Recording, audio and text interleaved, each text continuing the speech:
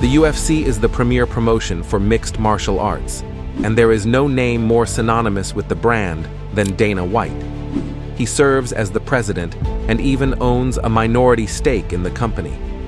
Under his leadership, the UFC has grown into a juggernaut set to rival other leagues in the world of professional sports. But things haven't always been so rosy for Dana and the UFC. So, how did Dana White rise to prominence alongside the ascension of the Ultimate Fighting Championship? Welcome to MoneyDoc TV, a channel dedicated to entrepreneurs who risked it all to create today's most iconic brands. Let's get started. When MMA was introduced as a sport to the general public, it faced widespread reluctance and criticism. The sport seemed too violent and brutal for the general public to see. The lack of a proper sanctioning body and rules and regulations was also a factor that contributed to negative publicity of the sport. Many people believe MMA will eventually fade away and is not destined to be a mainstream sport in the country. The UFC also faced competition from other MMA organizations, such as Pride FC. Additionally, the UFC struggled to get mainstream media coverage, which made it difficult to reach a wider audience. Finally, the UFC was not regulated by any governing body, which led to concerns about fighter safety. Then came the Fertitta brothers and Dana White into the picture, which revolutionized the sport forever. Chapter 1. Early life.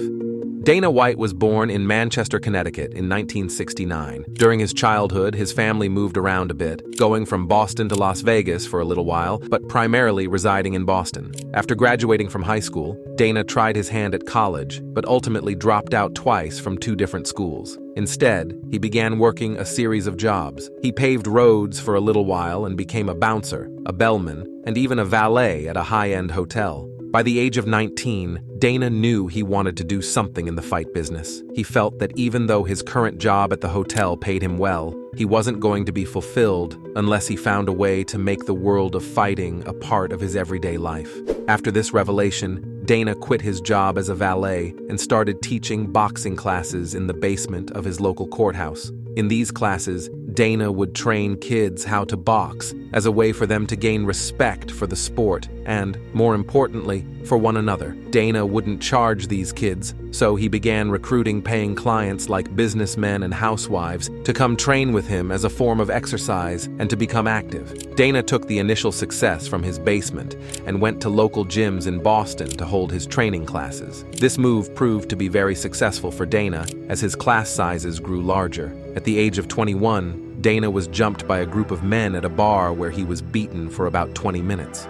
In the days that followed, Dana's ears were constantly ringing. Upon a doctor's visit, he found out he had suffered permanent hearing loss and extensive ear damage. He was diagnosed with Meniere's disease. Dana's bad luck continued when, during one of his boxing classes, a notable associate of the notorious Winter Hill Gang, Kevin Weeks, walked in and demanded $2,500. Dana ignored the request and continued about his business, until one day he received an unexpected phone call from the gang demanding he pay the $2,500, giving him until 1 o'clock the next day to come up with the amount. Understanding that he had neither the money nor the curiosity to find out what would await him the next day, Dana packed his bags and was on a flight to Las Vegas just hours later.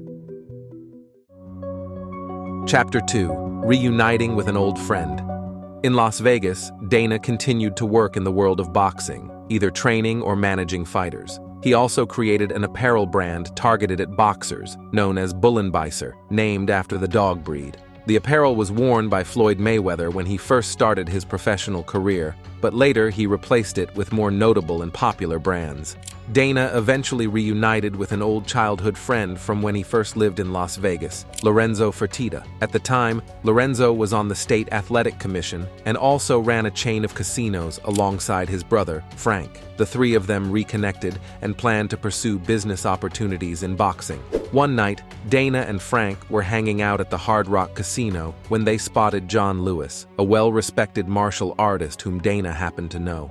Frank mentioned that he wanted to learn how to fight on the ground, and Dana expressed his interest as well. They both walked over to talk to John, and through a brief conversation, set up a private lesson where both the Fertitta brothers and Dana would learn jiu-jitsu. Upon their first lesson, they immediately fell in love with the sport and began taking more and more lessons. Through John Lewis, Dana was introduced to others in martial arts. Dana and the Fertitta brothers began attending live UFC shows. Every time Dana attended one of these shows, he thought about all the things the current owners could have been doing better with the execution of the show and the brand. Dana eventually left the boxing industry and began managing mixed martial artists like Tito Ortiz and Chuck Liddell.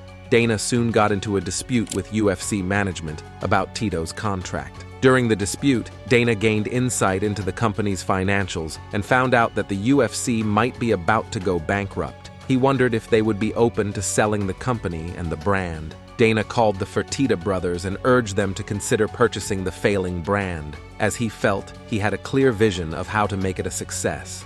The brothers were intrigued with the idea.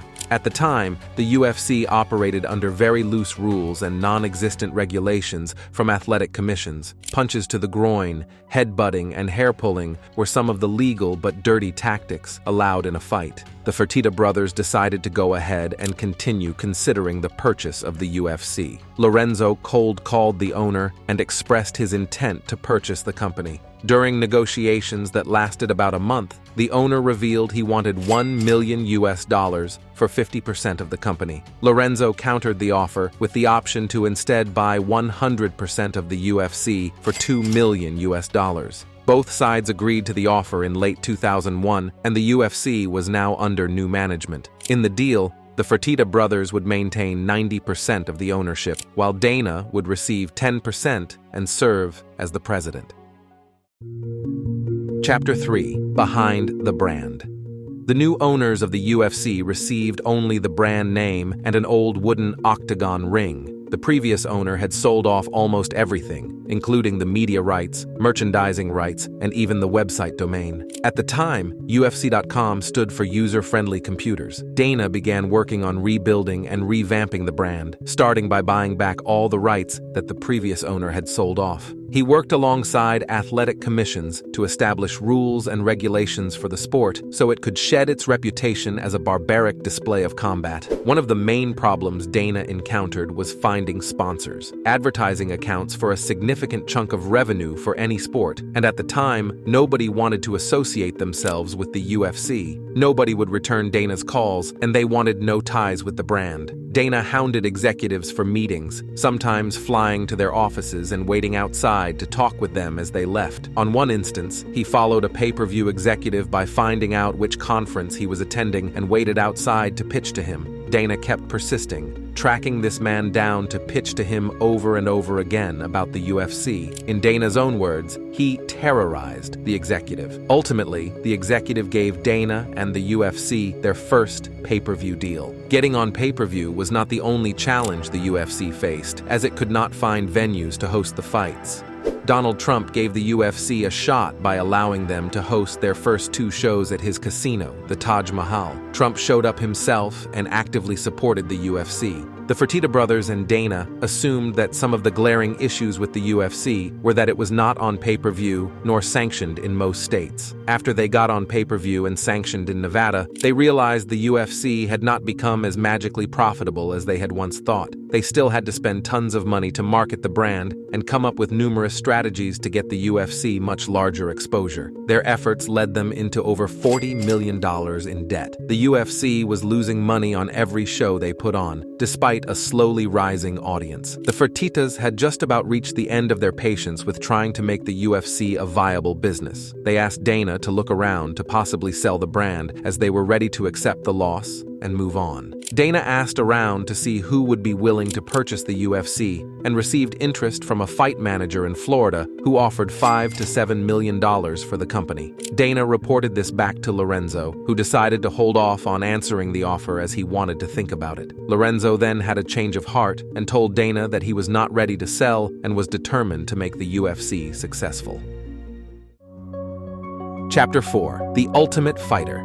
Pay-per-view has limited revenue potential for a company the size of the UFC, especially when it was still relatively unknown and followed only by hardcore fans. the UFC realized that they needed more exposure and accessibility to people outside the hardcore fan base to become successful. So, they came up with a reality television show concept called The Ultimate Fighter. In the show, fighters compete against each other in the hopes of obtaining a six-figure contract with the UFC. They pitched the show to numerous cable networks, but met opposition from everyone. After pitching to everyone, an associate of Lorenzo's advised him to have the UFC produce the show themselves and have another network air it for them. They took this idea to Spike TV, which agreed to air the show contingent on the UFC, selling the advertising slots during the programming. They instead filled them with promos for the pay-per-view fight at the end of the show season. Despite the challenges of getting on television, the UFC's efforts were vindicated when the show turned out to be a hit, with the first episode alone obtaining over 1 million viewers. This was only the beginning, as the show consistently grew with each episode. The first season of The Ultimate Fighter concluded with an electrifying fight between Forrest Griffin and Stephan Bonnar. This was the first live UFC event that was free to watch on cable TV, making it accessible to a broader audience. As the fight progressed that night, TV viewership kept growing. The fight was brutal but hard-fought, and the audience at the event and those watching at home were thrilled by what they were witnessing. By the end of the night, Dana rewarded both fighters with six-figure contracts. The event drove new fans to the UFC in droves and made sports news headlines. In Dana's own words, it was the most important fight in UFC history. Recognizing the success of The Ultimate Fighter, Spike TV quickly offered to buy the second season that very night. Advertisers finally began responding, and interest from sponsors rose as they realized the potential of the UFC. The Ultimate Fighter sparked the turnaround of the UFC's fortunes, finally giving Dana and the Fertitta brothers hope that the UFC could become a successful and profitable business. Chapter 5: Becoming the Premier Promotion. In 2011, the UFC signed a 7-year agreement with Fox Sports, bringing the brand into mainstream consciousness and giving it legitimacy. In 2016, New York became the 50th state to allow MMA events, and the UFC was sold for over $4 billion, marking the largest transaction in professional sports history. The sale made the Fertitta brothers billionaires, and Dana White, who remained president, helped the UFC ascend to new heights. In 2018, the UFC signed a $1.5 billion 5-year deal with ESPN to showcase their fights and access the UFC library. In 2019, the UFC opened its Apex training facility, which allowed live fights and entertainment events during the pandemic. Dana later purchased 10 acres of land for a proposed UFC hotel, enhancing the facility's self-sufficiency by providing fighters, staff, and special guest housing. The UFC, founded by Dana White and the Fertitta brothers, revolutionized martial arts by introducing them to mainstream appeal, allowing different personalities to showcase their skills and inspiring a new generation to join MMA. The organization has become a household name, and the history of mixed martial arts is forever intertwined with the UFC. Dana White once said, "I was going to be in the fight business one way or another. It's what my passion was." Under White's leadership, UFC went from going almost bankrupt in 2001 to getting valued at $12 billion after getting merged with WWE under Endeavor. The company also produced some of the biggest names in MMA and boxing history, Conor McGregor and Ronda Rousey to name a few. The UFC also expanded to Asian markets like Japan and China and is also founding UFC Performance Institute across the world. Despite everything, there is no doubt that White has played a major role in the success of the UFC. The organization is now one of the most popular sports in the world, and White is one of the most powerful figures in the industry of sports and combat entertainment. Chapter 6: Life Lessons.